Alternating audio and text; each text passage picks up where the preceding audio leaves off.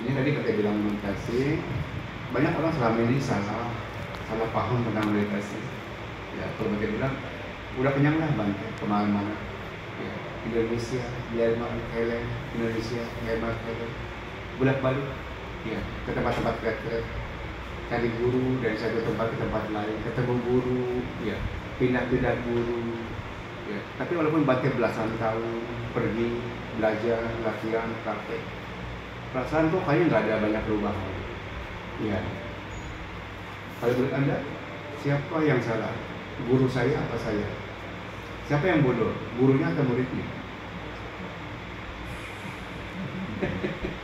Nggak ada yang salah, nggak ada yang bodoh. Semuanya cuma masalah waktu. Semuanya sedang berproses. Ya. Masalahnya kadang-kadang kita pengen terburu-buru akan hasilnya.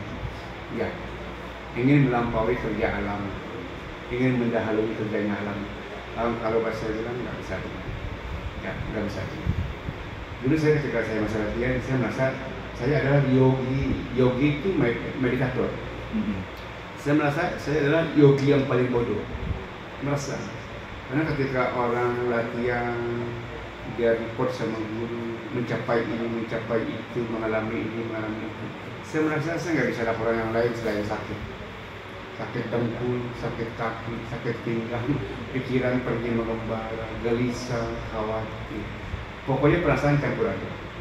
Ya, nggak dapat apa-apa. Tapi ujung-ujungnya saya dapat banyak. Ya, jadi semua kekacauan itu saya dapat ketenangan. Jadi saya kasih perumpamaan tentang lautan itu.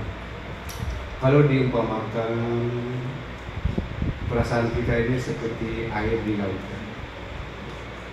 Kalau orang itu suka marah-marah, kalau orang itu suka benci, kalau orang itu sering kecewa, kalau orang itu banyak tidak bahagianya, ya, itu perasaannya seperti ombak besar. Ya, bahkan bisa seperti tsunami. Bukan cuma bahaya buat dirinya sendiri, tapi dia bisa membahayakan orang lain.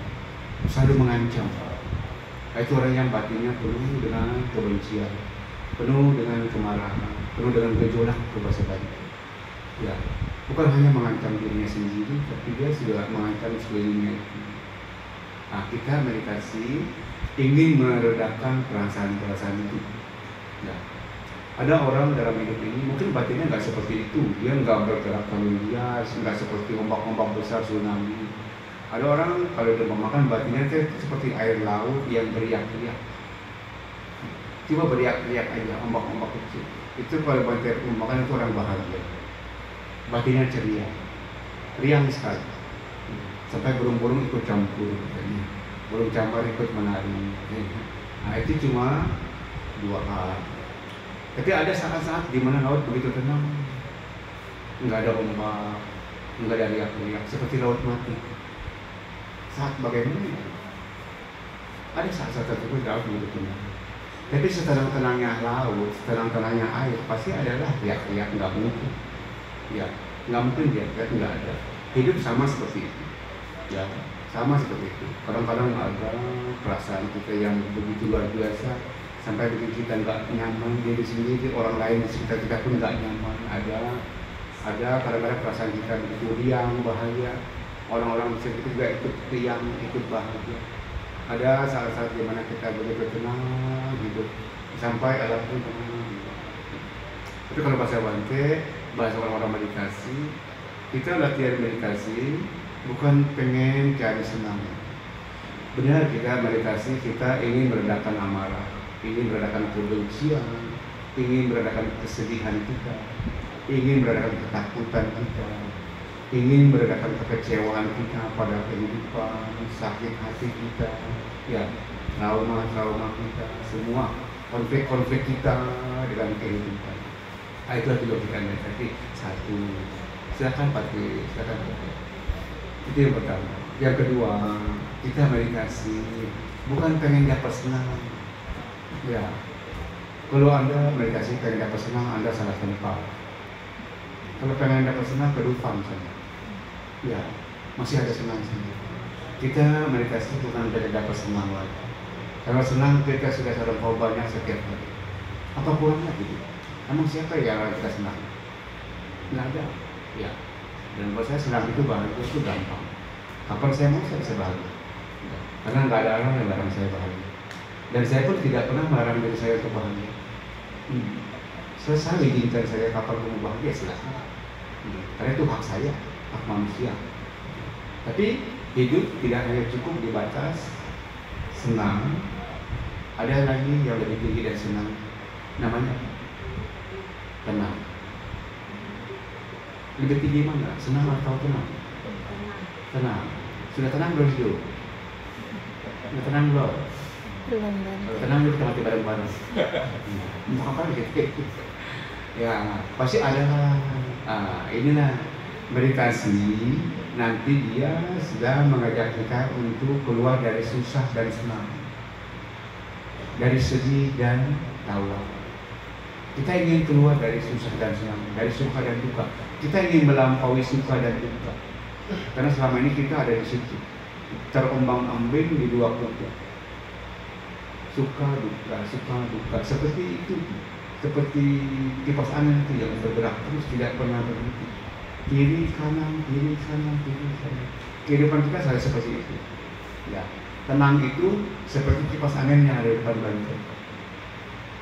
Diam, tidak lagi bergerak. Apakah ini disetting yang kipas angin dimatiin? Ada nggak tahu. Ya, tapi ini bisa dijadikan contoh buat kita. Ya, karena hidup seperti begitu. Manusia setiap hari selalu bergerak. Ya. Kenapa yang membuat kita tidak bisa lepas dari susah dan senang? Apa yang membuat kita tidak bisa lepas dari situ? Baca bilang tadi, kita semua setiap hari bikin karma. Ya. Jadi saya tanya Srimati, kita semua setiap hari bikin karma. Betul nggak kalau kita bikin karma? Pertanyaan Bante, apa itu karma? Apa itu karma? Tabur tuai, tanam padi, tumbuh padi. Oke. Itu hukum sebab akibat. Karma itu perbuatan. Itu dia. Perbuatan apa? Dari mana kita bisa bikin karma? Ada 3 sumber: pikiran, ucapan, dan perbuatan. Kalau di lima pada, kalau kamu berpikir, berbuat, berucap baik, hasilnya pasti baik. Tapi kalau kamu berpikir buruk, berucap buruk, berbuat buruk, hasilnya pasti buruk. Ya, pasti itu. Karma adalah cetana. Cetana adalah karma. Setiap hari kita bisa bikin karma, dan itu mudah dilakukan. Tapi tahu nggak Anda bagaimana caranya berhenti bikin karma? Jadi tahu cara berhenti bikin karma? Sunati tahu? Nggak tahu? Atau nggak pernah berhenti? Putar terus dalam samsara. Nggak. Melaksanakan jalan kebenaran. Bukan. Bukan. Nanti saya akan ajarkan strike langsung. Bagaimana caranya kita berhenti bikin karma? Ya.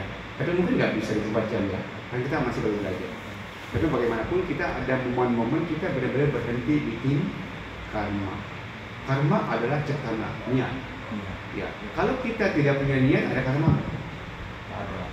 Nah, kita harus cari di sini dulu. Kalau boleh bilang, karma adalah cetana, niat. Ketika kita mulai berniat sesuatu dengan pikiran, nanti dia bisa akan berimbas ke mulut dan ke perbuatan. Tapi walaupun nanti nggak sampai keluar ke mulut, nggak keluar ke perbuatan, sudah di pikiran pun jadi karma. Ada nggak orang jadi susah karena mikir? Ada nggak? Ada nggak? Banyak. Ada orang bilang mulutmu harimau, betul ya? Tapi orang kebanyakan sakit karena mulutnya apa karena pikirannya? Pikiran. Orang menderita karena mulutnya karena pikirannya. Pikiran. Jadi hati-hati dengan pikiran. Ya. Karma dimulai dari situ. Kalau karma dimulai dari situ, dia harusnya berhentinya dari situ. Ya. Kayak sumber air. Karena memang sumber dari situ, kita bisa tutup di situ. Jadi bagaimana kita tidak bikin karma? Tadi kan karma katanya kan niat, cetana. Ya. Bagaimana tidak bikin karma? Meditasi belum saya mikir. Dari niat yang tulus, yang baik, semua itu. Jangan mikir, jangan mikir, jangan hidup dengan pikiran. Ya, karena sepanjang kita masih hidup dengan pikiran, sepanjang itulah kita bikin karma. Ya, sepanjang kita bikin karma, nanti hidup pun nanti akan terus kita dipermainkan oleh karma. Masih mau terus dipermainkan oleh karma? Masih mau menangis, kemudian besok lagi ketawa? Masih mau ketawa, besok lagi menangis? Masih mau begitu terus hidup?